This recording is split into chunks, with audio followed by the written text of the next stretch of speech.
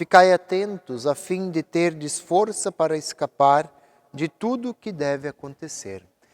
Querido irmão, querida irmã, neste sábado é o último dia do nosso ano litúrgico e nós somos convidados também pelo Evangelho a termos a nossa confiança redobrada em Jesus.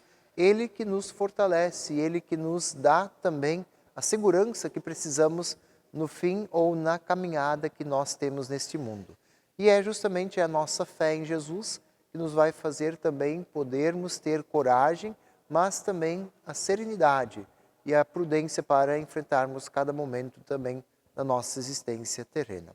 Tenhamos todos um bom sábado e que Deus nos abençoe em nome do Pai, do Filho e do Espírito Santo.